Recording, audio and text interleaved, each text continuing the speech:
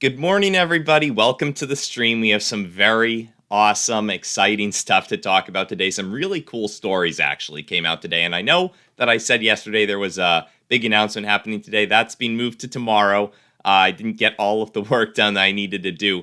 But tomorrow, expect a big announcement at the very earliest of the live stream, right? So exciting stuff happening tomorrow, hopefully, as long as I get done everything that I need. But we have some very interesting stories to talk about. We also have some very interesting stocks on watch today. So let's start off just zooming in on the charts real quick before we get to some very amusing stories. And I mean, I have to say, they just get more and more amusing the further in we get, right? They start off a little boring. We talk about some jobs numbers and whatnot, but by the end of it, it is some really cool stuff, especially if you guys are into crypto and NFTs. It's somewhat interesting. So obviously, first of all, we're just going to take a look at the S&P. It looks like we are on the uptrend right now, so the S&P is doing good. Secondly, I did want to say, I have been watching BBIG as of late. Vinco Ventures, ticker symbol BBIG. We will definitely be taking a look at this one today. I've not gotten into this one yet, but it did pump up 30% just about yesterday at its peaks. So we'll see if that continues today. We're going to take a look at some indicators for it. There's a lot of attention flowing into this one at the moment.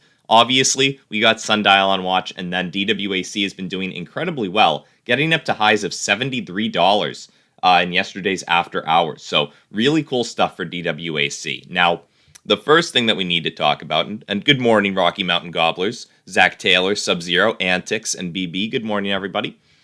The first thing that we have to talk about are initial jobless claims. So that came out this morning at 8:30. We've got about 230,000 actual jobless claims. So that's higher than what we were expecting. We thought there was going to be 200,000. We got 230. It's the highest since mid-November, according to a report. And it's really not that big of an increase, though. You can see we dropped dramatically a while back, and since then we've been relatively low on jobless claims. In fact, I think this one of these months was a record, the lowest since 1963 or something like that. So really, we're not that high, even though it is higher than what we've seen over the past couple of months. So all in all, not the worst stuff, right? Now, we also got U.S. Producer Price Index coming out. That came out at 8:30 also. We had an increase of 0.2% in the Producer Price Index. Now, we were forecast to have a 0.4% increase. So it was actually better than what we were expecting, right? We don't want big increases in price. But I will say it was the highest since, it was the highest in quite a long time, right? Year over year, it came in at 9.7%, and it was still fairly high, right, for year over year numbers. So not the best. Obviously, if you take a look at this chart, it doesn't look great. The Producer Price Index is just going up and up and up. So it is somewhat scary to see. It's quite high compared to how high it has been since we started tracking it in 2011, at least on this site. So it's still fairly high. Not exactly what we want to see, but what else can we expect in these times of massive inflation? So speaking of massive inflation, there is something interesting. And good morning, Quaid, Manny C, Rich M, Auto Codes. Welcome to the stream, everybody. Speaking of massive inflation, Manhattan rents were the highest ever for December. So really strange to see that Manhattan rents are going up so much. But essentially, the average apartment rent in Manhattan costs $4,440 in December.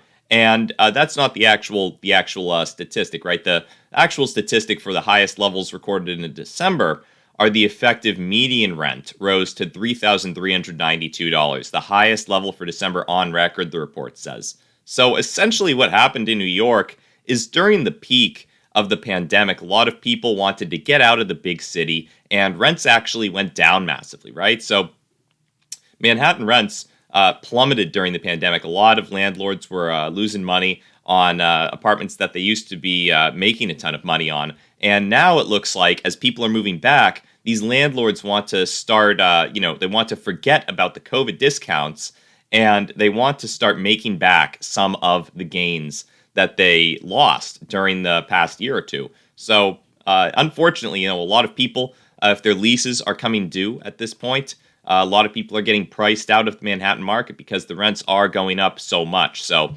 that's the gist of what's going on in New York. Overall, it's kind of in line with what we've been seeing across the country. A lot of housing prices have gone up over the past while. It looks like finally that's starting to set in New York as well. So Zach Taylor is making a call. He's saying DWAC to $80 today. We'll see if that happens. We're not that far off. We're pretty darn close to it. So we'll see if that happens. If we get a nice bounce off of 70, then maybe we could do it. But on to the next. So another interesting story, somewhat scary, is that the U.S., I don't know if you guys heard about this, but the U.S. imposes sanctions over North Korean missile tests. So obviously, there have been some North Korean missile tests, and nobody likes to hear it, right? But that is what happened. So the U.S. is imposing sanctions on some individuals, right? They're imposing sanctions on 8 North Korean and Russian individuals and entities for supporting North Korean ballistic missile programs. The Treasury said the sanctions followed 6 North Korean ballistic missile launches since September of 2021, each of which violated United Nations Security Council resolutions. So looks like the United States is doing something about this. Maybe not enough about the North Korean missile tests, but they're doing something. So, something's better than nothing. At least they're at least they're imposing some kind of sanction on them. Who knows what kind of impact it'll actually have? I mean, it's not like they're imposing sanctions directly on North Korea. It looks like it's just on entities and individuals who supported those missile launches. And AutoCodes asks if I speak Russian. I do not, unfortunately. I wish I did. I wish I spoke any other language. I can speak a little bit of Spanish, but barely anything. So, we also have some interesting news from Fauci. So, Fauci says, according to Bloomberg Quick Take, Fauci says sooner or later everyone is likely to get infected with COVID. That's not the direct quote. I think the direct quote is right here. Sooner or later, virtually everybody is going to wind up getting exposed and likely to get infected, Fauci says. So, overall, not the best news from Fauci if you didn't want to get it. He says, said on Wednesday that He said on Wednesday that the coronavirus won't be eradicated like smallpox, and vaccinations and boosters can help control the virus, he says. So there we have it from Fauci's lips. It sounds like everybody's going to get it. And we can take a peek at the case counts. I haven't actually looked at that yet today, but we'll probably pull that out at some point and look at them. So let's see. We also have probably the most interesting story, in my opinion, right? China is to create their own NFT industry based on state-backed blockchain infrastructure. So really cool stuff. So I don't know if you guys are into NFTs or whatnot. Essentially, if you're not, I'll briefly explain. NFTs stand for non-fungible tokens. It's essentially like a crypto, but instead of having a crypto coin, you have a crypto asset, right? Like it could be some type of code, essentially, like a picture or a song or something like that. Anything, any type of code, I believe, could be an NFT, if I'm not mistaken. And essentially, it looks like China is going to develop their own NFT industry.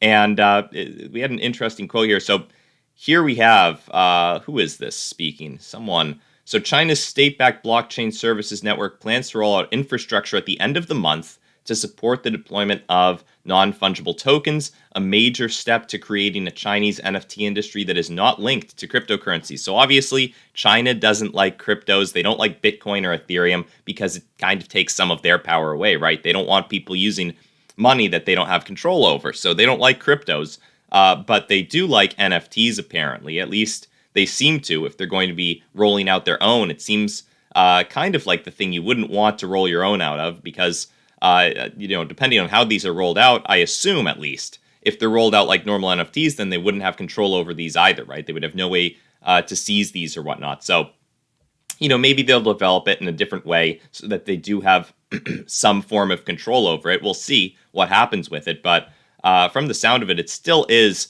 a somewhat decentralized way of owning these digital assets that China doesn't have direct control over. So I'm surprised, actually, to see that China's doing this. But here we have it. So although Beijing has banned cryptocurrencies, He Yifan, chief executive of Red Date Technology, which provides technical support to BSN, told the South China Morning Post that NFTs, quote, have no legal issue in China. So they're not illegal yet, and maybe they will be at some point. Who knows? But it sounds like, at the moment at least, China is supporting the NFT industry. And this guy, PHUN, also says NFTs in China will see an annual output in the billions in the future. So apparently he's very bullish on NFTs, and if you're going to see an annual output of NFTs in the billions, then you're probably going to see those NFTs not be worth very much, right? If there's billions of them. So it'll be interesting. I mean, potentially he means annual output of dollars. Maybe he means sales in dollars, billions of dollars. Maybe that's what he's saying. But if they're creating billions of NFTs, I mean, there's only about 1 billion people in China. So how many NFTs does one person really need, right?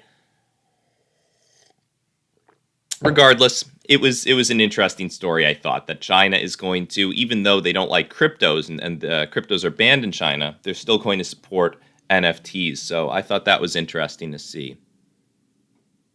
Anyways, we do have the S&P moving up, it looks like. Now, BBIG has been relatively stagnant in the after hours and pre-market. We're going to start looking at why we're taking a look at BBIG and looking at some of the reasons why I haven't quite gotten back into it.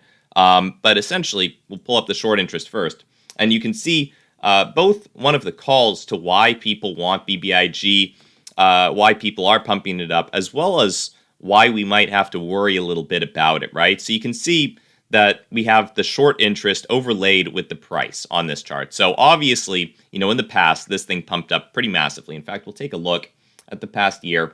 It pumped up to highs of $12.50 just about before it proceeded to tank down to around $2. So people obviously tried to pump this one up. It was a short squeeze play. However, the scary part about this is that shorts seem to have a lot of conviction in themselves, right? They didn't think that BBIG was going to be able to squeeze them out. And in fact, this is exactly what happens. This exact scenario is what happens when shorts don't give up, right? They just keep shorting the thing. And you can see that the short interest just kept rising and rising fairly steadily despite the price increasing dramatically. Shorts just kept piling into it. So relatively few shorts ended up covering on this, maybe some during some of these spikes. But overall, shorts just kept piling in and pushing the price down. And eventually, retail and whoever was pumping it lost a lot of their momentum, and it ended up moving down. And shorts, especially shorts who were able to get in at these higher prices, ended up making a pretty penny. So we are at relatively high short interest as of right now, right? We have a short interest currently sitting around 25.21%, or 31 million shares just about, and that increased ever so slightly today. So we'll see what goes on over the course of the day. If BBIG can maintain these prices, obviously, once again, if I pull out the yearly chart, you'll see that it has been falling for quite a while, and it has actually seen a couple of these big increases in price in the past. So this is by no means a guarantee that it's going to shoot up in price and squeeze out any shorts, right? It's still very low in value. It would probably have to get to an incredibly high value to actually squeeze out shorts, considering it was up to $12.50, and the shorts just kept piling in, right? They weren't actually covering at that point. So, a lot of them, it looks like, piled in after it had already gotten fairly high. So those shorts, the shorts that were piling in around here, are probably mostly in the green, right? If they were getting in at $6, $7, $8, maybe even $4 or $5, they're still in the green right now because we barely scratched $3 yesterday, right? We got to 307 and then moved down a little bit. So BBIG definitely has a long way to go if it does want to squeeze out shorts. Now, that doesn't mean that it can't move up in price without squeezing them out, right? Obviously, if it has enough attention behind it, and it does have quite a bit, there is the potential for it to move up in price, right? On Google Trends, it's been moving up over the past couple of days. We've had slightly higher search results for it. It really did top out, it looks like, yesterday around 3 p.m. when it was pumping up past $3. And we've also got a couple of things for it. So we've got it pumping up on Google Trends. We've got it on Ape Wisdom. It's the number 10 most talked about stock on Reddit and Wall Street Bets right there, up 2,100% mention-wise. A lot of people have started talking about this one. It only has about 100 mentions and about 1,300 upvotes, though. So it's overall not the most popular. But once again, this pump really just started yesterday. It's up 200 spots on the day. That's pretty good, I would say, for something that just started pumping. So it is an old Reddit favorite. And on StockTwits, I'll also point out that BBIG is on the top 3 most active. So it's definitely one to keep watch of, right? If it continues moving up on these charts right here, then it could move up on the chart right here.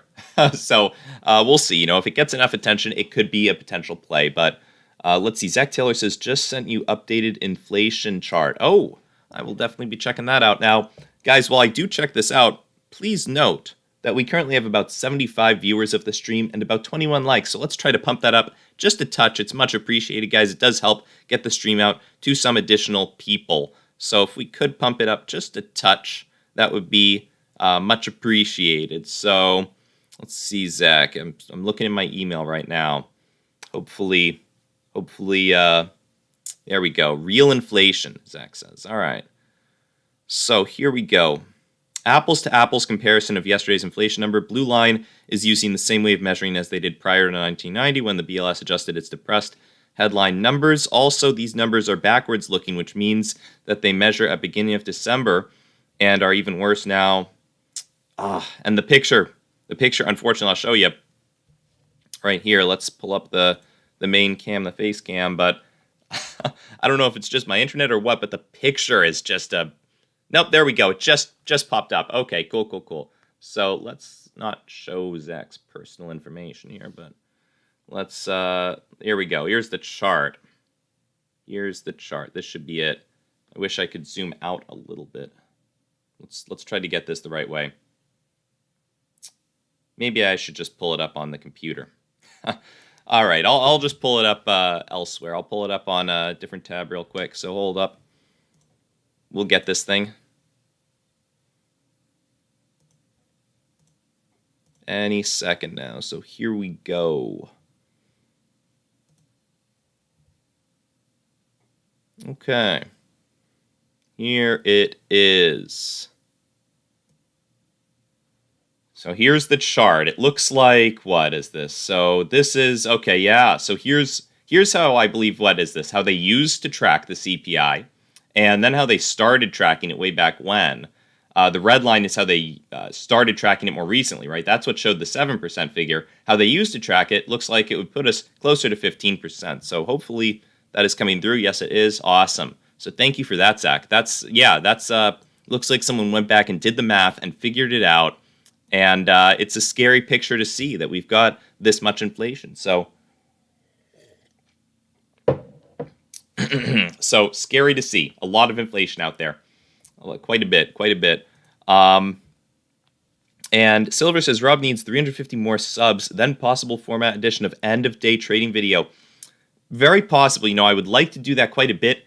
At the moment, though, I'm currently in my last semester of school, and I do actually have classes throughout most of the day, which overlap with when we would probably be doing, at least the travel time back overlaps with the last trading hour of the day. But potentially at the end of that semester, I would definitely like to add in a second stream, maybe cover the news of the day, right? This is really good for covering anything that happens in the pre-market or the very early hours of trading or anything that happened the night before. And I guess we do kind of cover the news that happened the day prior, right? But ideally, I think it would be nice to have an end-of-the-day stream and cover some of the things that happened throughout the course of the day, right? That actually affected stocks. We could give a little highlight on what actually went on. So yeah, I think that in a couple of months we could definitely get to that point. We do have a very exciting announcement tomorrow, though. If I do the work that I need to do, then we've got a very exciting announcement. So hopefully I will. We'll see. We'll see if that happens. But it looks like Sundial is relatively stagnant in the after hours. We had a little pump up. That's actually a pattern that I've recognized before. We had that a couple days ago. We had a little pump up in the pre-market. And then it just faded away. And we had the same kind of thing around the same time, too, in yesterday's pre-market also. Very small pumps up before it reverts to its previous value. So interesting to see on Sundial. It looks like DWAC is really sticking to that $70 line right there. So we'll see what happens as it opens, right? Obviously, there's a lot of hype surrounding DWAC. Now that there is a release date for Truth Social, a lot of people are expecting it to start doing very well once users start signing up. I am probably in that boat. I think that we'll probably see quite a few new users signing up for Truth Social once it's out. Obviously, they'll probably have quite a bit more to develop with it, right? It's probably not going to be perfect with any launch. There are some hitches sometimes, and sometimes the hitch can come because of all the popularity that something receives. If it's potentially more than what people were expecting, they might need more servers or who knows what they'll need to keep True Social running smoothly. But there could be some hitches, but I think that overall, the general vibe that people will be getting from it will be very positive, right? They'll be seeing these massive user numbers most likely, and that's probably going to be a good thing. Now, obviously, it's just a launch that we know of so far on the App Store, so it's not actually on Android's Play Store or the web version that we know of.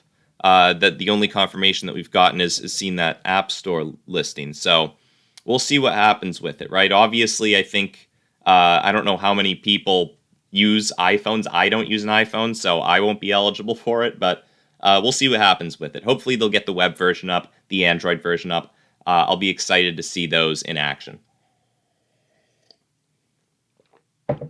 Okay, and we do want to just touch briefly on these cryptos too. So the cryptos, the big three, are mostly stagnant, right? Bitcoin is currently sitting at a 0.5% increase over the past 24 hours. Same for Ethereum and same for BNB coin. So they're slightly green, but nothing crazy. Solana is up 6.75%. It's a relatively mixed bag, I'll say, right? Some cryptos are green. I'd say the majority of them are green. I've scanned this a little bit. The majority of them are green, but some are red. So it's actually, the crypto market, it looks like, is turning more so into what the stock market looks like, right? In the past, we've pretty much always seen all the cryptos moving in the exact same direction by very similar percentages. Some of the smaller market cap ones tend to be a little bit more volatile, but it's typically been the case that, if the big three are green, then they're all green, or if the big three are red, then they're all red. But now we're actually seeing some variations, right? So kind of like the market also, right? The big stocks do tend to lead the market, and you can see the S&P tends to follow the big stocks. And a lot of stocks actually tend to follow the big ones, right? The Apples and the Microsofts. A lot of the smaller market cap stocks do tend to follow them sometimes. It's not always the case, though. In fact, the past couple of months, it's almost been the opposite of that. However, normally, if you see some stocks going up, it's typically a good day for the stock market, right? That means there are typically inflows into these ETFs and funds that are buying up stocks in general. So it tends to be a good day for most stocks if the markets are green. Bitcoin and Ethereum and BNB and all these cryptos, it tends to be even more extreme of that, right? You tend to see if some cryptos are green, they're pretty much all green. And we're not actually seeing that today, right? We're seeing mostly green, but there is some red too. Polkadot, Avalanche, Polygon, Binance USD, Crypto.com coin, Chainlink. These are all red. Uniswap is red. But they are mixed in with quite a few green ones as well. So it's a little bit more resembling what the stock market looks like. And I actually am a big fan of that, right? I'd rather not all cryptos do the exact same thing. That makes it a little bit boring, right? It almost makes it pointless to invest in different cryptos, right? You may as well just be in one because they all do the same thing. Now it looks like they're doing a little bit different stuff. So it's gotten a little bit more exciting, fortunately. And Abstract says SHIB will make me rich. So yeah, let's take a peek. SHIB, I actually noticed, was up 6% on the day, as Dogecoin is also up 7.51%. So they're both doing pretty good. And has SHIB been rising lately? I think it might have been. Look at that. So it's up today at least. It's up today. But look at that. It looks like maybe the downtrend is coming to a halt. Hopefully. Right, I'm still holding some SHIB, so I would be happy to see this downtrend finally coming to an end. That would be good to see. I'd rather all the stuff that I'm holding just explode in price than be on these downtrends. But I don't have too much SHIB, so we'll see what happens with it. But SafeMoon, let's check SafeMoon real quick. I wish it would get listed on some of the more popular exchanges. That would really help the price out. It looks like we were actually trending up a little bit over the past couple of days.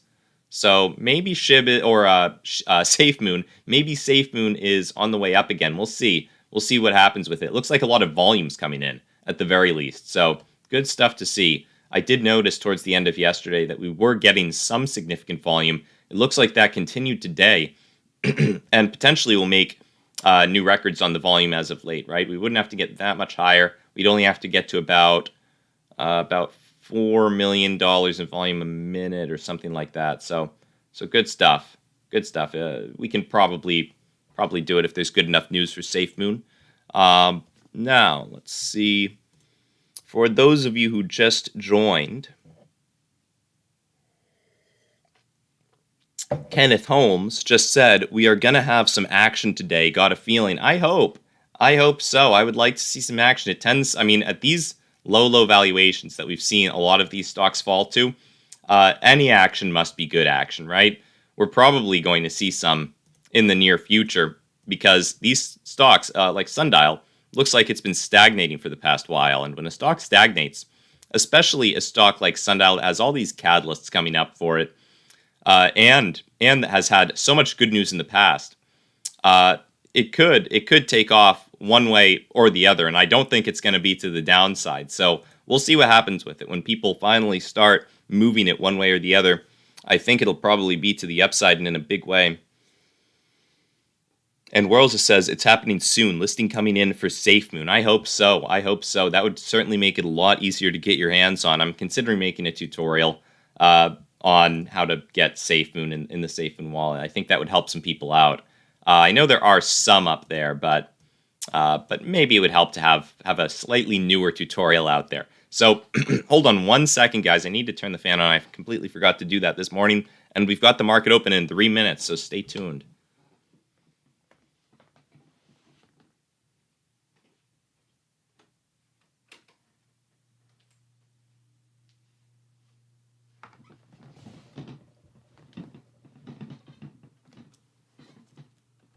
Okay, nice. Now we have some a nice little breeze in here.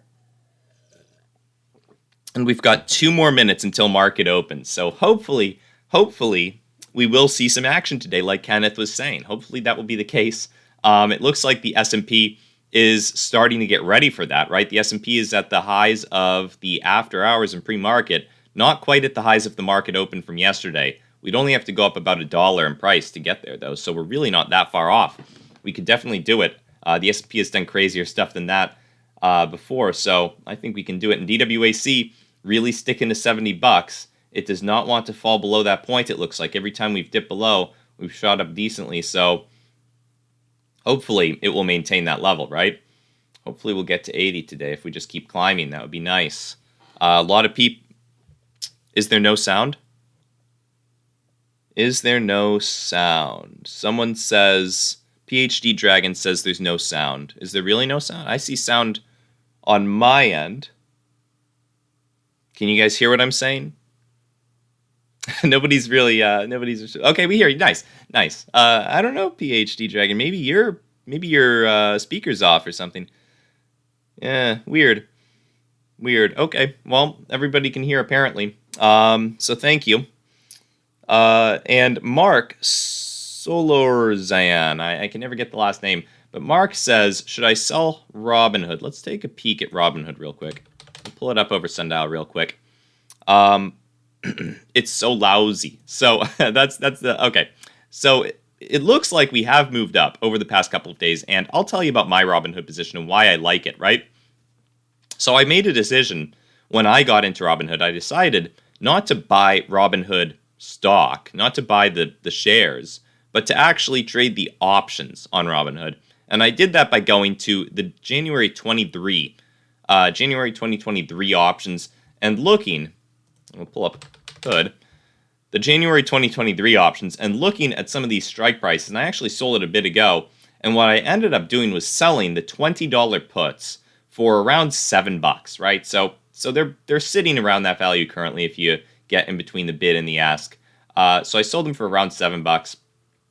And they've gone up in value, unfortunately, somewhat, because, and it's unfortunate because I've sold them, I have to buy them back later, I'm short the put options, and essentially what that allows me to do is buy Hood for $20, but people have paid me about $7 to do that. So if by the end of January 20th, 2023, Hood is below $20, I will be assigned some Hood shares, right?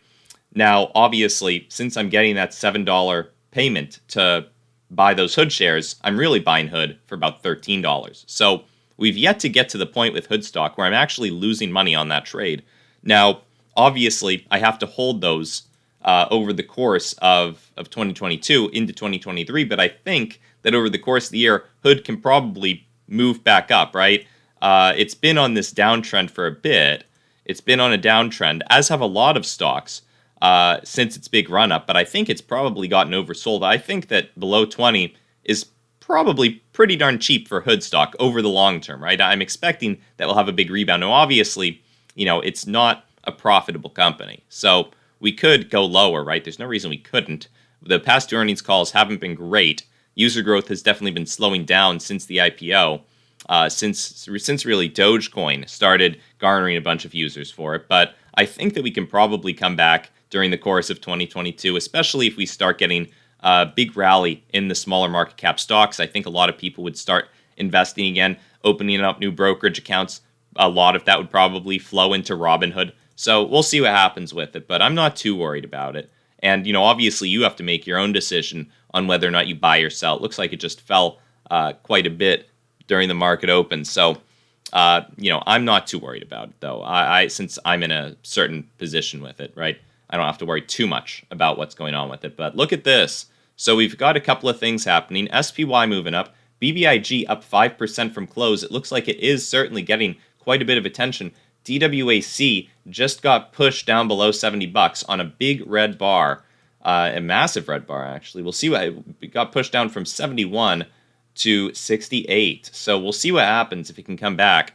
And then we'll pull up Sundial, see what's going on with it. It looks like it is up 0.5% on the day, but down a little bit from close. It looks like BBIG is potentially going to be pumping today, so it's up about 7.5%. We've seen some green. It's not a guarantee. Obviously, this could turn around real quick.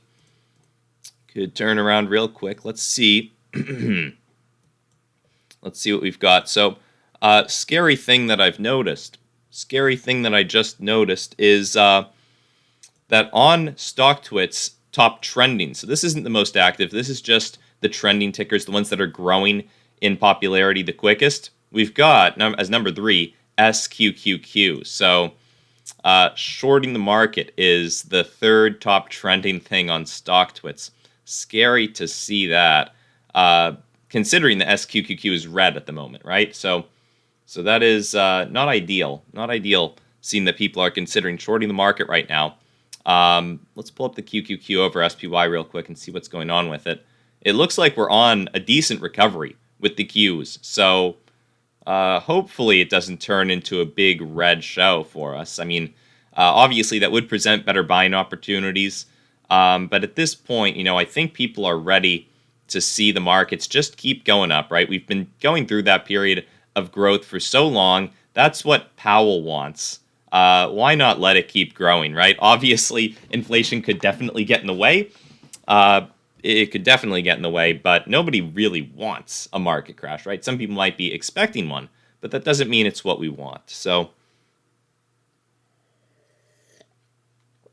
and Vivi asks if I've got news about DWAC. I haven't heard any new news lately. In fact, every time you look at the news, it just says that they spiked higher, potentially on options activity, not seeing company-specific news for this session, right? So there's not too much new stuff that's gone on with DWAC over the past couple of days since hearing about the True Social release date. I think that really is what's been driving a lot of this, right? Now that people are actually hearing about it, expecting it, I've noticed there are a lot of content creators who I've never seen talk about DWAC, talking about DWAC for the first time. That could be spurring some additional interest in their audiences who have maybe never heard of the stock. Then, potentially that's having some influence on the price. Over the short term, at least, some additional volume might be flowing in. And when additional volume flows in, even if it's a small amount, then you can see even more volume flowing because of it. Kind of like what we're seeing with BBIG. We'll pull this up. So when a stock gets on the most active list, right here, you can see both BBIG and DWAC are on this list right here. They're both on it. More people are then seeing it on this list and potentially deciding to buy into it. So, I just saw something very scary on this list. Look at this, NAKD. NAKD just tanked. Oh, man. Look at that. Massive tanking of NAKD stock, down 10% on the day. Not the kind of move that I like to see. I'll admit it's getting somewhat worrying at this point how much NAKD just keeps tanking. It's a really horrific move to see on their part, but they have gotten to, it looks like, all-time lows with the stock, at least in the past year. The past 2 years, they've been a little bit lower, but that was way back when, before they were Central Automotive. So we'll see what happens with the stock. I'll just continue holding my NAKD. I'm not super worried about it. It's not the biggest allocation that I've got in NAKD, but still definitely not my favorite to see them falling so much. But you know, that's how the market goes sometimes. It's not always kind to you. Let's see what we've got. So, and Slim Daddy Bim says we need some more volume on DWAC. That would be good to see. It looks like we have not yet recovered from that push down below $70. Hopefully we'll get up there. But at the moment, it looks like potentially the hottest stock is BBIG, up 10%. Let me do a quick scan just to see what we've got. If there's anything moving in a significant way.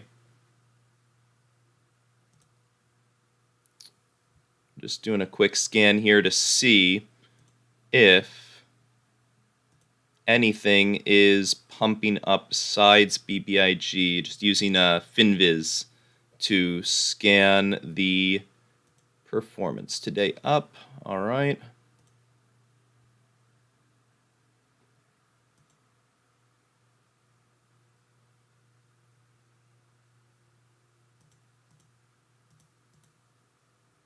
And it looks like it is not able to find anything. So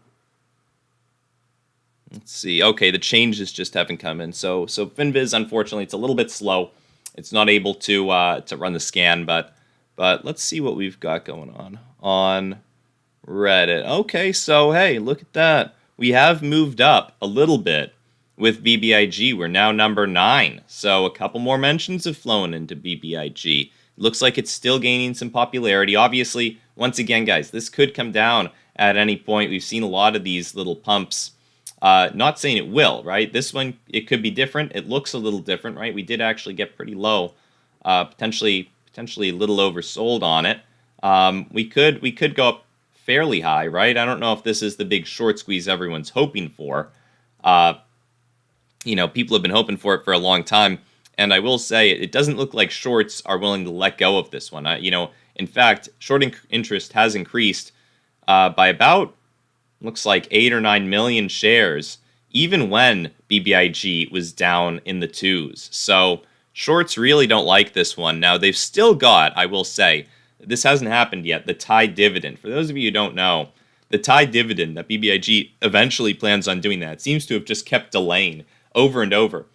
Is essentially a dividend that they're going to give out that is going to be a new company, essentially. So if you own shares of BBIG, then you get this new company as a dividend for owning it. And it's called Cryptide, ticker symbol TYDE. Now, they were supposed to give this out months and months ago. And when they delayed it, it actually caused the price to crash quite a bit. I believe it was right here that they announced that it was getting delayed, and then the price tanked on that news, right? It was pumping up before the Tyde dividend because people wanted to get their hands on that new company for free, essentially, right? Just for holding the stock. And then when they announced that it was delayed, it crashed the price a little bit, and just continued tanking since then because they still haven't actually given out that Tyde dividend, and we don't know exactly when they're going to do it. So we'll see what happens with BBIG if it is. It looks like it's certainly doing well at the moment, at least, right? It's up 13% on the day. So it's doing pretty good. It got up to 330. Look at that. It's just continuing to rise. It looks like it is definitely going to maintain itself as a retail favorite. It definitely was in the past. And let's see if it's trending on StockTwits. No, it's not trending, but it is the most active still. One of the most active.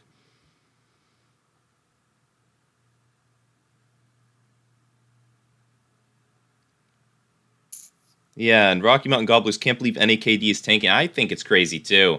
I mean, crazy, actually. Yeah, crazy is the right word for it. I mean, look at that. Look at that. On massive volume, too. I mean, is there any news? Look at this. Okay, so here's something, actually. Notice to Robinhood customers with losses exceeding $100,000. National Investment Fraud Lawyers continues their investigation on behalf of customers who sustained damages during January 2021 trading restrictions in light of investor recovery. So National Investment Fraud Lawyers, Clayman Toskis, continues to investigate on behalf of investors who sustained losses in excess of $100,000 from the January 2021 trading restrictions imposed by Robinhood Financial LLC. This is in light of the recent FINRA arbitration award rendering Robinhood liable. If you were unable to place a sell order or to close your position due to Robinhood's January 2021 platform failures, please contact us here. So look at that. Robinhood was found liable for placing trading restrictions on its platforms for certain stocks such as COS and Express Inc. at the height of the January 2021 stock rise. At the time Robinhood started the trading restrictions were Robinhood stated that the trading restrictions were risk management decisions to protect the firm and its clearinghouses. After Robinhood announced the restrictions, the prices of GameStop, AMC, Nokia, BlackBerry, COS, Bed Bath & Beyond, and Naked Brand spiraled downward. Former and current customers of Robinhood who have losses exceeding $100,000 resulting from the inability to place a sell order or to close a position in GameStop, AMC, blah, blah, blah, and Naked Brand on Robinhood's platform in January 2021 and who have informed and have information relating to the trading restrictions imposed are encouraged to contact the law firm there. So look at that. Robinhood lost their lawsuit. I did hear about that.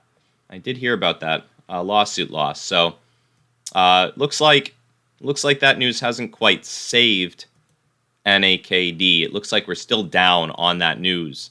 I mean, at this point, they're a completely different company, but it is interesting to see that Robinhood is liable and is potentially going to have to pay out something to a lot of the investors who did lose money because of it. Now, I wasn't aware that there was any issue with selling stock. I always thought that it was that they placed buying limits and wouldn't let you buy more than one share. So I'm not sure how many people were really affected by that issue, but we'll see. And Vivi asks, could you look into SPCE? Yeah, we'll take a peek at space. Virgin Galactic down 13%. Now, I did hear a story about them, so okay. So they're offering more debt. So they're looking to take out some debt with bonds. And people don't like, I suppose, that there's going to be more debt on the balance sheet. So, overall, probably not the most popular decision, but let's see if we can pull up a story on it. Okay, so here we go. Virgin Galactic stock falls as space tourism company plans to raise up to $500 million in debt. So shares of Virgin Galactic fell on Thursday as they announced the plan. They intend to raise $425 million from the sale of 2027 convertible senior notes, with an additional $75 million option also expected to be granted to buyers. So look at that. They fell. The company intends to use the net proceeds from the offering to fund working capital, general and administrative matters, and capital expenditures to accelerate the development of its spacecraft fleet. I mean, that sounds like a commendable initiative. So, this debt, it's exactly what we expect to see from these companies that are involved in spacefaring travel, right? I'm not thinking that these will be profitable anytime soon. I'm thinking that it'll be years and years before they actually start making money, and that they'll probably need to raise more debt past this point even. So, they did pump up around some of their launches, but they've still got a long way to go, it seems. That's not to say they're bad companies to invest in, but maybe it makes more sense to wait for a discount. Let's see what you can get on the options on them. So, yeah, you can sell options for a decent amount. Nothing crazy, but Yeah, I mean, you can sell the options for something. Um, like I said, nothing crazy, though. No crazy deals on the options yet. Maybe, I mean, it's one that I would certainly like to sell some options on and to potentially get into over the long term if I could get a really good deal on them. And, you know, noting good deals, DWAC, it looks like, is pumping up today. It looks like we just did have a little bounce up past $70. Now we're at highs of the trading day. So look at that. We only need to go up another buck to make the to continue this massive rise. So good stuff. SPCE though, it's definitely an interesting one. I definitely like the idea of these spacefaring companies, but it is risky at the moment, right? Especially since they're raising a lot of debt. They do have Richard Branson behind him though, so he's a billionaire and whatnot. He probably won't let it go. Probably won't let it go under, right? He seems to be relatively invested in this, not just monetarily, but also not socially, but emotionally invested in it, right? He actually took a ship up to space, I believe. So he seems to be into it and think that it's the future. I don't think he'd let it fail. He seems like a smart guy. It doesn't mean the stock price won't go down over the short to midterm, though. So we'll see what happens with it. But a lot of people happy with DWAC stock. Look at this. DWAC is just continuing to run up, it looks like. So look at that. Over the past 30 days, we have seen just a slow and steady climb with DWAC. So a lot of people excited to see it. Granted, the news came out. The news came out on the 6th. That's when we got the news that we might be getting that Apple release of True Social. And we've yet to see any news about the web release or Android, which is probably my guess where most of the users are going to be. So hopefully we will actually see those at the same time, because my guess is people who really want to get True Social probably, maybe they're using Apple, but I don't know. I don't know if they are. I think that maybe the web version and the Android version could be a little bit more important for True Social. So we'll see what happens. Regardless, having something out there will be good. And Vivi says, NKLA, NKLA. NKLA. So yeah, NKLA definitely has declined quite a bit. But it does look like it's stabilized around $10 several times. In fact, let's pull out the yearly chart. It looks like, or the 2-year chart, I guess we have to do it. Look at that.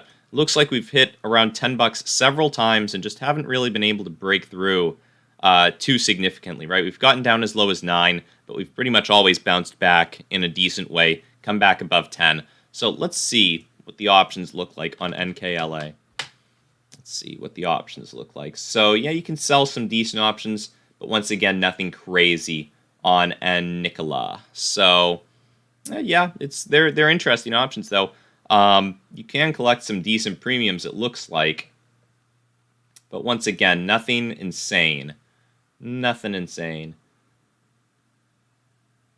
Yeah, I mean there are some good options out there. It looks like $11. You're basically getting no premium on that, but yeah.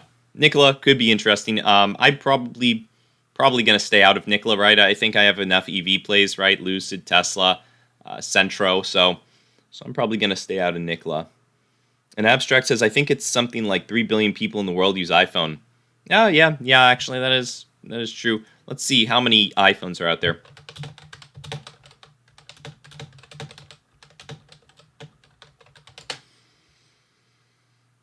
Wow. So, yeah, it's close. 1 billion iPhone users. Now, yeah, 3.8 billion smartphones in the world. Okay. iPhone users are about 26% of all smartphone users, probably more, maybe more heavily in the United States also. So, yeah, I mean, it's definitely a big one.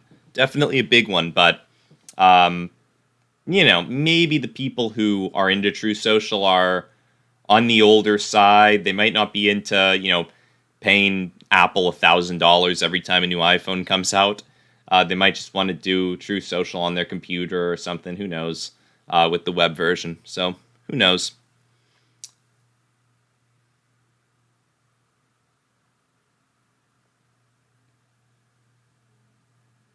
Slim Daddy Bim, iPhone can't get YouTube Vanced. I don't know what YouTube Vanced is, but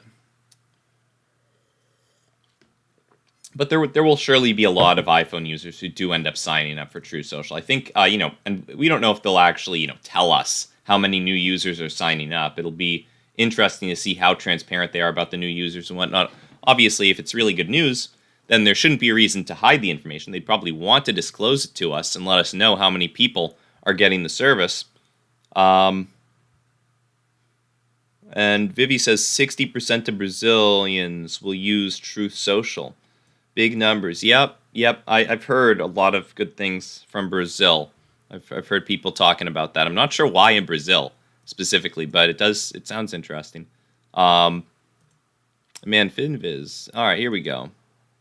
So here we go. Okay. Need to filter this to the NASDAQ and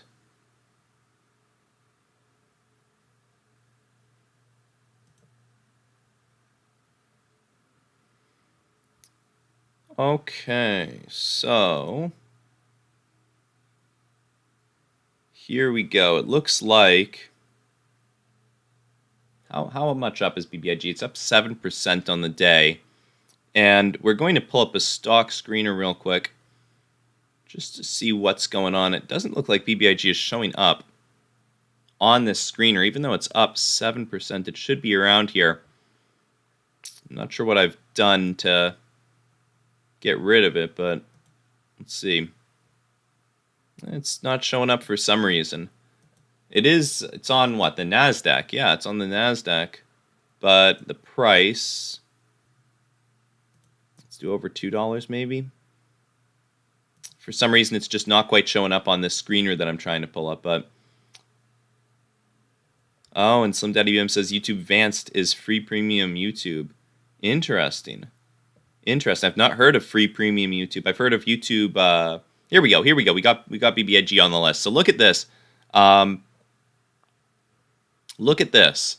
So it hasn't been a crazy day for stocks, right? There are some stocks that are doing pretty good, but look at this. Of NASDAQ listed stocks that are over $1, BBIG is the fourth top gainer of the day.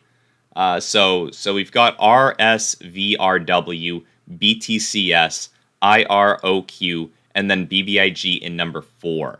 So it is a significant winner today, up 9.9% according to FinViz. So it's one of the biggest ones out there at the moment. A lot of people are definitely talking about it. We'll see if that maintains itself, right? It looks like we're moving down at the moment. So we'll see what happens with it. Hopefully nothing too nasty happens to it. But we will pull up the market map just to see what's going on in the markets real quick. It looks like the Russells is moving up. Smaller market caps are doing pretty good. But also, the big names are doing pretty good. Financials are doing great. It looks like Visa's up, MasterCard, PayPal, JP Morgan, Bank of America. We're seeing a lot of green in the markets, except in healthcare. Healthcare seems to be the one that's not doing too good. Medical devices, medical instruments, biotech, drug manufacturers aren't doing great. Diagnostics. Entertainment's not even doing amazingly. But we've got Apple up, Microsoft is up, NVIDIA, Google, Facebook is kind of stagnant. Amazon, Tesla's down a little bit actually, but the big tech names are somewhat green today, so that's good to see. But BBIG, it looks like, is starting to move down. Now, this one could go quick, right? It could start fading away quickly. There's no guarantee that it's going to continue pumping. Obviously, we've seen similar stuff with it during the course of yesterday. We saw it move up, then move down, stagnate, and kind of trend upwards a little bit before pumping big towards the end of the day. So maybe we'll see something similar. There's no telling exactly what will happen with it at this stage. It still is doing quite well on the leaderboards on StockTwits and Reddit and whatnot. So it could be a winner, but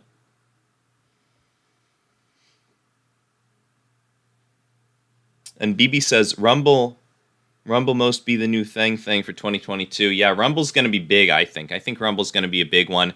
And I'll point out, guys, if anyone wants to follow me on Rumble, feel free. I will show you guys my Rumble account right here. We're doing pretty good on Rumble, but here we go. You can follow me on Rumble. Rob Almazy right there. We've got 481 followers on Rumble. So maybe we can get it to 500. I don't know if anyone has a Rumble account and wants to follow me there. We've been getting some significant views on some of these videos. So some of them have taken off, it looks like.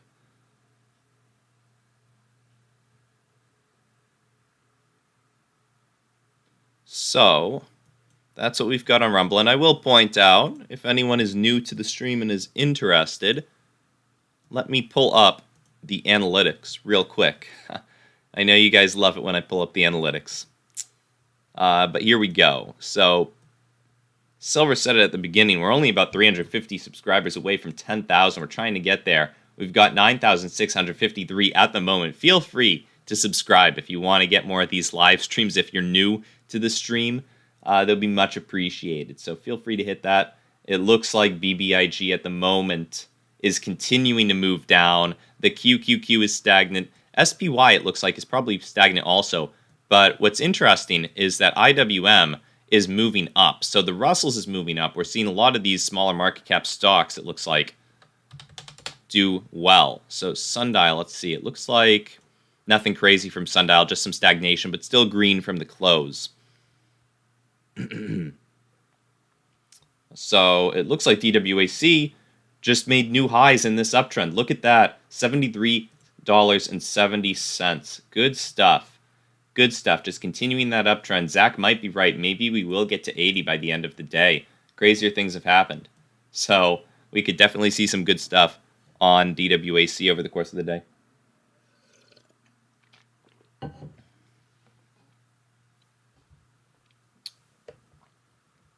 And James Wood says, Rumble, price for those shares is $322. We're talking about the warrants CFBIW.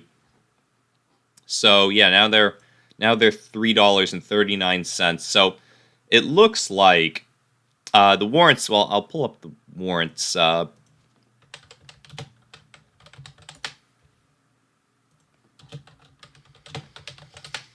So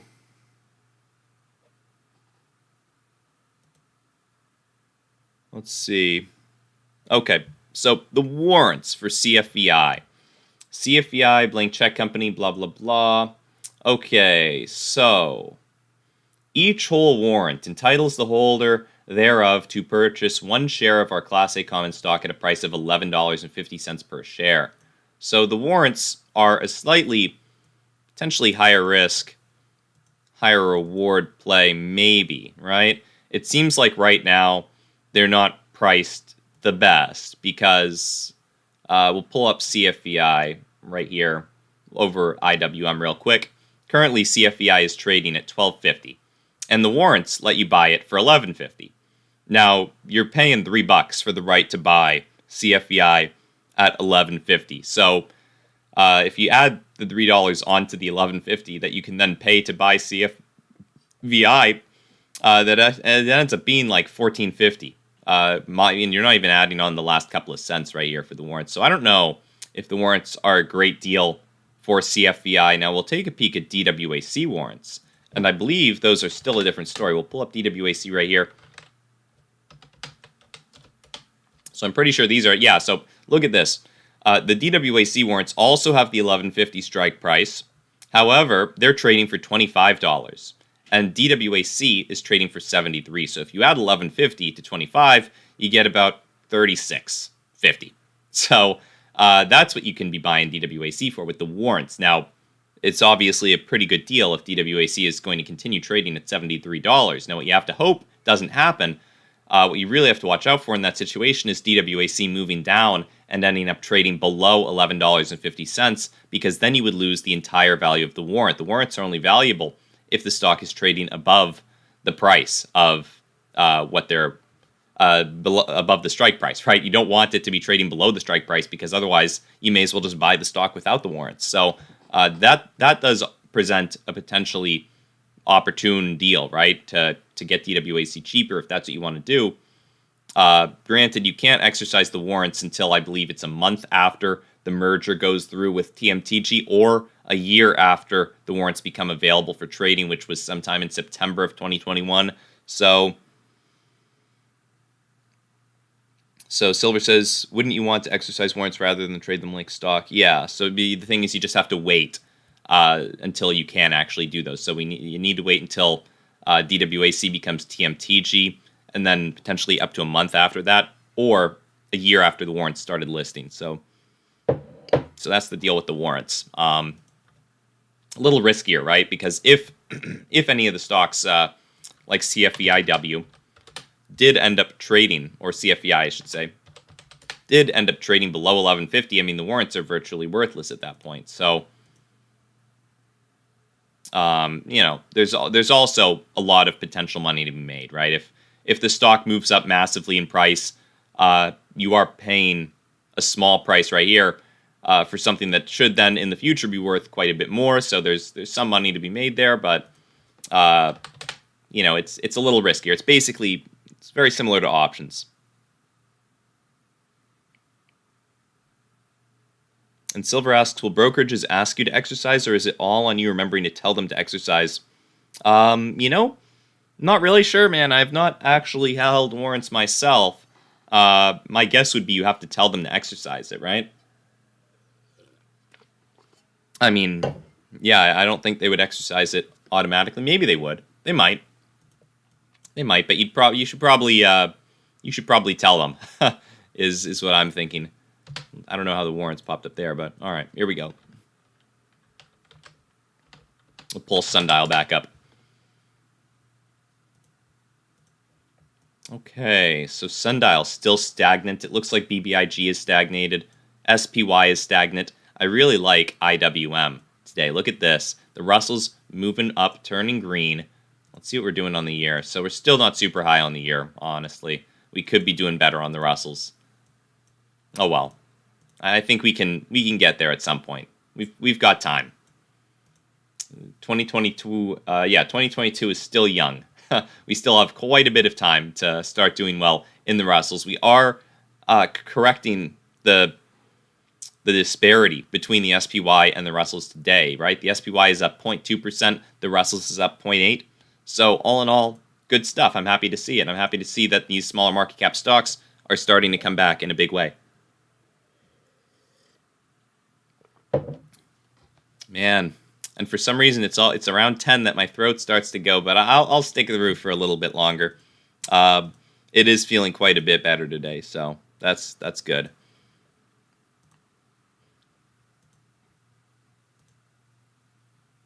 Let's see. So we're not getting, I'll pull this up again. We're not getting BBIG on the top trending stock twits list, right? It's still on most active, but not too many new people are talking about it. So it just looks like there's a bunch of existing messages for BBIG, not a huge new inflow of them.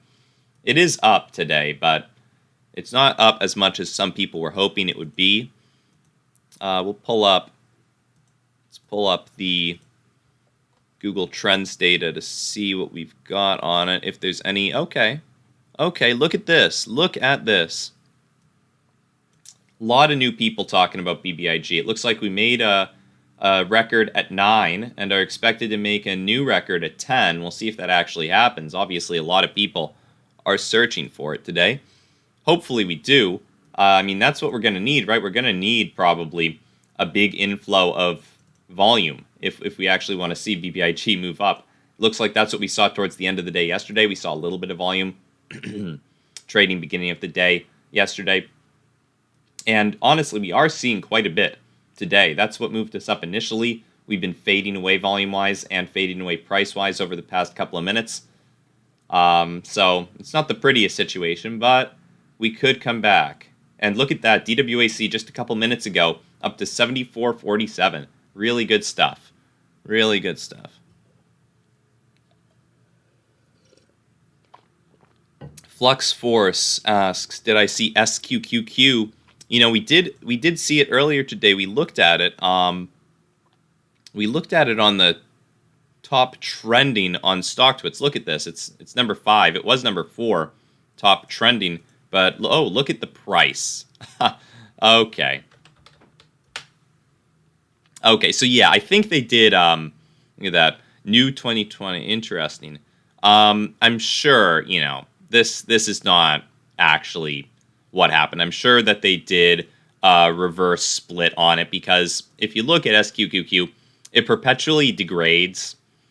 Okay, that's why it's on the top trending. All right. It perpetually degrades, right? So they have to do these reverse splits so that it doesn't just start trading at a fraction of a cent over the long term, right? It was never really trading for $1,500 per share in the past. They've probably just reverse splitted it. And they do that because they don't want the thing to just trade at a fraction of a cent. Now, they have to keep doing it because the way that they make SQQQ is they trade, I think it's options contracts, put options contracts, about a month out, and they keep rotating them so that and they do it in some way so that it works perfectly to be a 3x leverage on the day. I'm not really sure where the value loss is there, but essentially, if you look at QQQ, if you look at QQQ over the past year, it goes up, right? It typically tends to just constantly go up. But even if it just stagnated, SQQQ would still lose value over time because of the time value in those options contracts. That's what's generating the underlying price of SQQQ. So it is unfortunately something that does degrade over time. You know, those 3x leveraged ETFs always do degrade over time. Sometimes they just outpace their degradation with gains. You know, if you're looking at something like TQQQ, which I do actually hold some over the long term just because it's been so friendly to us over the long term. But look at this. TQQQ is a 3x leveraged ETF of QQQ. So we're going to see just how much more you would have made over the past year being in this than being in QQQ. So if you got in QQQ a year ago, I'll pull up the chart right here. Let's pull it up. Let's see. Or let's do it from the pit of COVID. Let's do it from the pit of COVID to see what we would have made. So in QQQ, you would have made 133% gain if you got in at the very lowest of the COVID pandemic. And if you got into TQQQ at the very pit, you would have made 103%. Interesting. So less. Or sorry, that's not right. You have to go up to 2 years. If you got in at the pit of yeah, that didn't sound right. If you got in at the pit of TQQQ at the bottom of the COVID pandemic, you would have made 820%. That's more like it. That's what I'm talking about. So there you go. TQQQ has been very kind to investors over the long term. Now, it's been very unkind to investors during crashes, right? We can do the same thing and look at how much you would have lost going down to the pit of COVID, right? So on regular QQQ, tracking some of the big tech stocks, right before COVID, let's say you put all your money in there and you got taken down about 29%, almost 30% on the downside when QQQ crashed, right? When it crashed during the heart of the COVID pandemic, the absolute hype of it, right? Now, if you were in TQQQ, let's say you put all your money in there right before, then you're down about 74%. So, you're down quite a bit more. And you're also up quite a bit more with TQQQ. Over the long term, as long as the tech stocks continue to do well, TQQQ continues to perform incredibly well. In fact, let's take a peek at the 5-year. Well, honestly, the 5-year, it's not going to even be that much crazier of a gain, right? Really what you want is to be in it. You want to get in it at the bottom of these crashes, because 5 years ago TQQQ was trading at $6, and at the pit of COVID it was trading around 9, low 8s or the high 8s. So you really didn't make that much over the course of the previous couple of years due to the crash.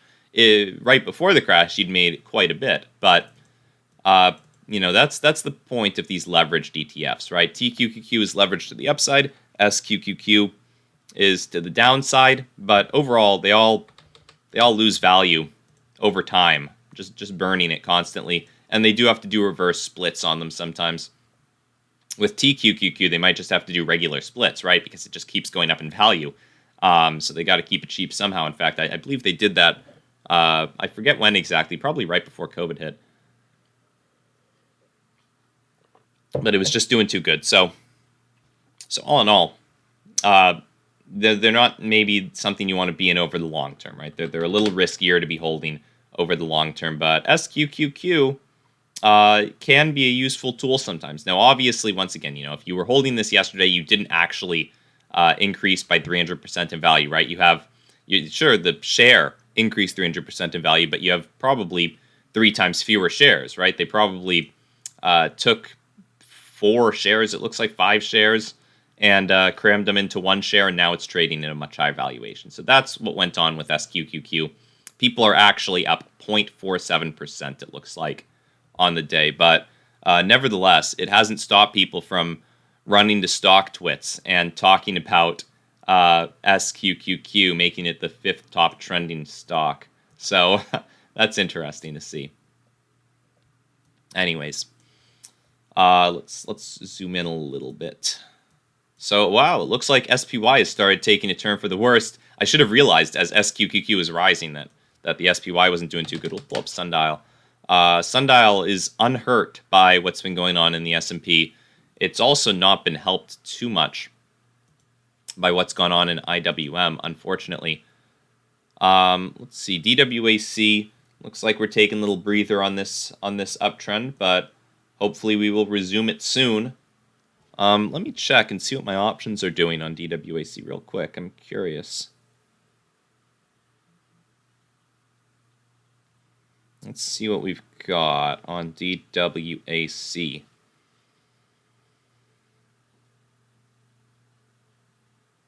Look at that. They're up in value again today. So far we've made about $400 on the trade because, unfortunately, the options are also tied to implied volatility. So despite the massive increase in price, the implied volatility has also increased dramatically on DWAC.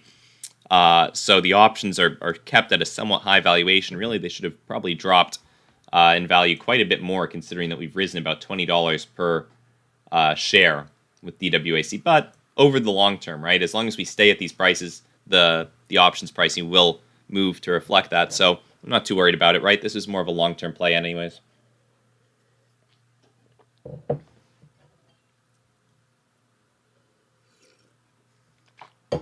Okay, so Z33 asks, what's happening with Centro? We'll pull up NAKD. Nothing good, it looks like, is happening with Centro. The only news that we really covered today is that... Okay, so we actually have some good news. They unveiled an iChassis autonomous driving vehicle at CES 2022. Okay, so CES, the Consumer Electronics Show in Vegas. But we did cover very briefly that Robinhood is going to make it up to customers who lost in excess of $100,000 due to their trading restrictions in January of 2021. So that did affect NAKD because NAKD was one of the stocks that was pumping way back then, up to, well, at these prices now, $51, but it was probably closer to $4 or so before the split. But NAKD has just been tanking. Not super worried about it, honestly. I think that, over the long term, if we see the numbers that we're expecting from them, specifically those of deliveries and revenue, then there should be no excuse for it to continue moving down. In fact, I think it should start moving up, but sometimes you just have to wait. I mean, a lot of good stocks have been getting crushed over the past while, NAKD being one of them. We can also look at TTCF, Tattooed Chef, another very popular one amongst retail, also been getting crushed. I think Corsair, CRSR, yeah, also getting crushed. So a lot of these smaller market cap stocks seeing some red, getting pushed down. And unfortunately, there's not too much we can do other than hold and wait. Or, obviously you have the option to sell. You can definitely sell at any point, but I'm not going to sell the losers, right? I sold some losers towards the end of last year, mostly metal mining companies, but I'm looking to get back into those. It looks like we could start seeing some good stuff for them, considering the fact that the dollar just keeps falling. So look at this. The dollar, as we keep getting these new inflation reports, the dollar does just keep moving down.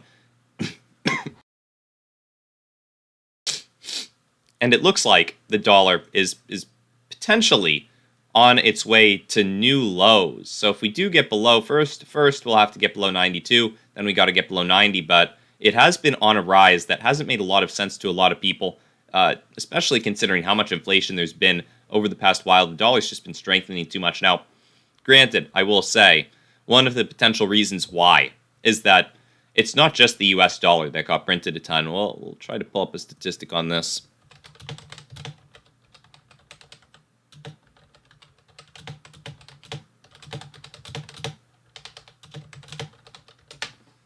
So let's see.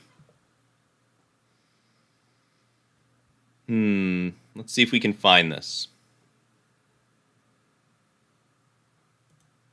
So,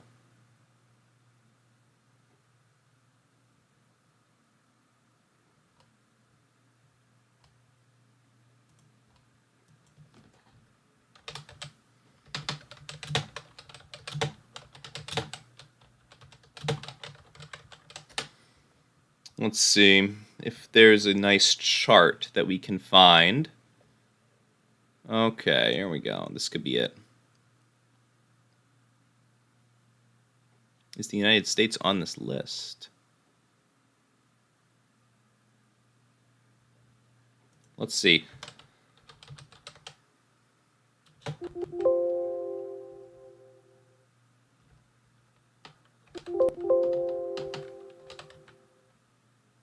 Okay, here we go. So, potentially what's going on, if you look at the money supply by country, the latest data, over the past 12 months, it's not just the United States that's increased the money supply. So I think this is percentage increase. Let's make sure.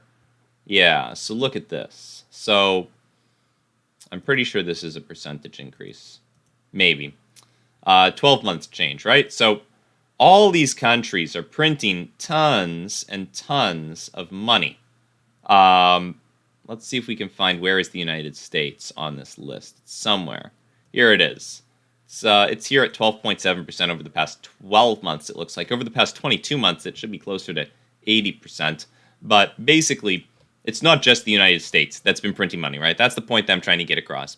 It's a lot of countries. So potentially what we're seeing with the dollar is a lot of countries may be flocking to the dollar, helping to increase its value, even though the United States has been printing a lot of money also, inflating the money supply.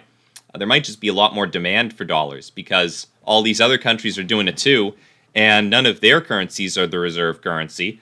So people figure they may as well get out of those currencies and get into the dollar. If they want some kind of dollar, it may as well be the US dollar, and that's potentially been helping us out quite a bit.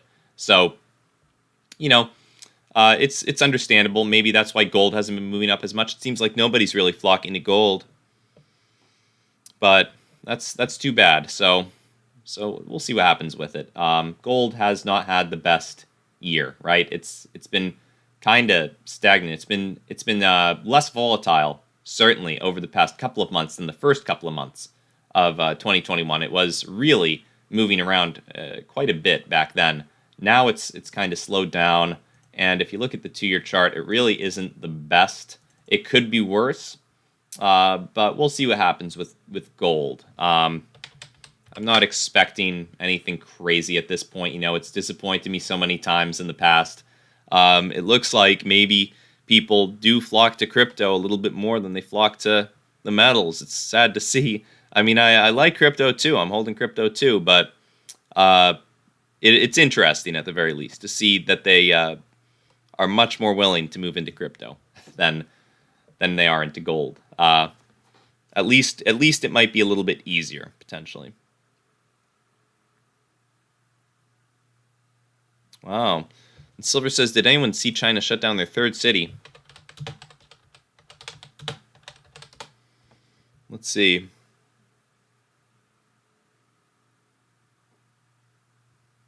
Let's see if we can find this. Okay. Look at this. As China city locks down, as another city locks down, China is on high alert. Tianjin's proximity to Beijing is a chief concern for leaders, especially as the Winter Olympics near. Look at that. Tianjin begins to lock down. The important northern city of Tianjin is under partial lockdown amid a serious outbreak by China's stringent standards. Authorities have entirely shut down large parts of the city and restricted travel, gatherings, and schools throughout. They've reported 137 cases, including 2 confirmed Omicron cases, marking the first official instance of community spread in the highly contagious variant inside China. Wow. So the cases are so far mostly confined to Xi'an in the southern part of the city. Look at that. Look at that. Another city lockdown in China, the third, apparently. Scary, scary stuff. And Zach Taylor says there's news of an Ebola-like illness spreading quickly in China. I don't like the sound of that. It doesn't sound good. Hopefully it doesn't get here. That sounds, that's like what we were saying at the beginning of the pandemic about COVID, but we'll see what happens. Hopefully it doesn't get here. BBIG has stagnated, man. It's really not done that much since it opened. It just it pumped up to 330. Now it's moving down, and now it's relatively stagnant. It's just kind of sitting above 3, which all in all could be worse, right? We could be seeing it break down below 3. Honestly, we could have seen some type of crash. It looks like that didn't happen today, though. So very fortunate that we did not see a BBIG crash. But it could have been a little more exciting today. Could have been a little bit better. I would have liked to see us moving up somewhat decently. This isn't a worst case scenario, though. It's not a worst case scenario. Obviously, I'm not in BBIG, but I am considering it. I'm also considering SDC, SmileDirectClub. It has gotten very cheap. We'll pull this up. Look at this thing.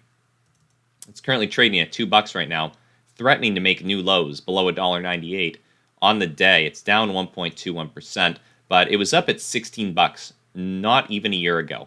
And it's a potential short squeeze play. Obviously, a lot of people have been hyping it or trying to hype it up for that. But it's a real company. I mean, I believe that they're trying to replace the need for braces and whatnot. So let's pull this up. I believe they're teeth straightening. So let's pull this up. So it seems like a good idea because a lot of people are probably in need of this kind of a thing. And it looks like, wow, they're much cheaper than Invisalign. $3,000 less than Invisalign, no joke. So this is their website. SmileDirectClub, new looks good on you. Cool. So they also potentially do whitening. Let's see what their pricing is. So SmilePay, $89 a month. Or single pay, $1,950. Still kind of expensive. Kind of expensive, I'll say. How much is Invisalign? Well, if they're $3,000 less, that would make it seem like Invisalign is, yeah, look at that, $5,200. Is that serious? Are they serious? I mean, this seems crazy. Even $2,000 seems crazy. They're selling you a little plastic tray that you put in your mouth. I mean, granted, you probably have to, for 4 to 6 months, too. I mean, I guess people are just willing to pay quite a bit, but wow. So, I mean, maybe that's the issue, right? They might just be charging too much. They need to get their revenue in order, I've heard. So, they might just be charging a little bit too much. People might not be wanting to use them. I mean, obviously, I had braces as a kid, and those were expensive. They were uncomfortable. They took a very long time. And D-Run says Invisalign is like $5,000 to $7,000. That's crazy. I always thought it was like maybe $1,000. I mean, $1,000 seems reasonable, right, to get that kind of a thing. But okay. Oh, well, here you go. Estimated out-of-pocket costs after insurance. So there you go, $975 or less. So look at that. So it is fairly cheap. Under $1,000 makes sense, right? To get your teeth straightened, yeah. Less than $3 a day for straight teeth. Look at that.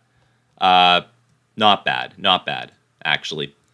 I don't know what they were doing, telling you the full price of it. They have to just say, they just have to say it's after insurance and whatnot, and then they can say much lower price. So look at this, we're pretty darn close to making new lows in SDC stock. I mean, it's an interesting company, right? A lot of people need braces. What percentage of people? Let's see.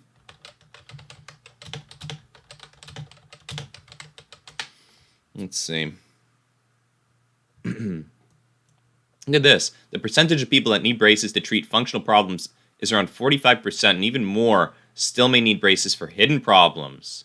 Wow. So half of people just about need braces or something. Obviously, maybe Invisalign couldn't take care of some more severe issues. You might actually need some metal in your mouth for that, but I can't see why, most of these issues couldn't be solved with Invisalign or SmileDirectClub's thing. So potentially, it might not be a bad one over the long term. It seems like it's just been pushed down too much, but we'll see what happens with it. It's something I'm considering. I haven't gotten into it yet, but it is getting pretty cheap. I mean, we'll see how much longer it keeps getting cheap. It's the kind of thing that could pop up for a big reason, or in a big way, for little to no reason, I should say. So we'll see what happens with SDC over the long term. Now, getting towards the end of the day, we'll pull back up BBIG real quick. It looks like it is starting to falter. We're getting below $3. So maybe not this pump for BBIG. It might not be the one that we were hoping for, unfortunately. But look at this. We've got quite a bit of green in the larger market cap stocks, especially the financial sector. That one's doing incredibly well. The credit cards and PayPal are doing very well. So look at that. And healthcare, not very green. In fact, Pfizer is very red. It looks like people were not a big fan of the Pfizer comment. We actually got a very funny comment exchange on a video the other day. Let me see if I can find this, because I thought it was quite funny. So let's see if I can find these two comments.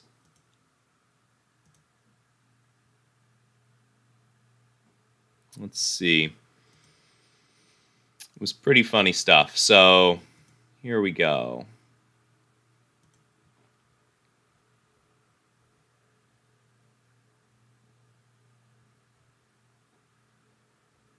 Let's see if we can find it. It was, where is it? Oh, wait, we have to get rid of not having responded, so. Okay, let's see. Any second here, we should have a very interesting exchange. It really shows you where both these people's heads were at. Where is it?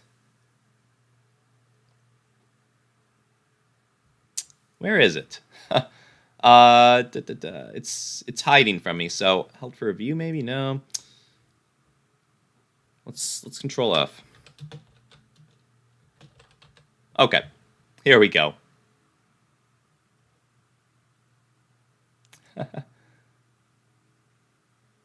Okay, so I wish we could. Let's see if we can view these on YouTube. All right. Here we go. So very interesting to end the stream. Very interesting comments here. So on this True Social DWAC video, someone said if you think this will be a success, I have a casino and a university I would like to sell you. And in response, someone said, if you think it's going to fail, I have a vaccine you will be interested in. So, very interesting comment exchange. I found it quite comical reading this. It just really shows you where everybody's at the moment. So, that's what we've got for today's stream, guys. We're ending it with that. I thought that was the perfect way to end it. So, I've been chuckling over those comments over the past couple of days, and I will probably continue to chuckle over them for a bit. So, we've got some green in the markets today. SPY just turned a little green. Sundial is green, very fortunately. DWAC, we saw some nice green. Now it looks like we're hitting up $70 again. And BBIG, we're seeing some green, even though it's not as much green as we were hoping for. So, so that's what we've got in the stream today. And in tomorrow's stream, we hopefully will have some very exciting news. So I need to get to work on that, though. So other than that, guys, have a great day. I'll see you tomorrow. Bye.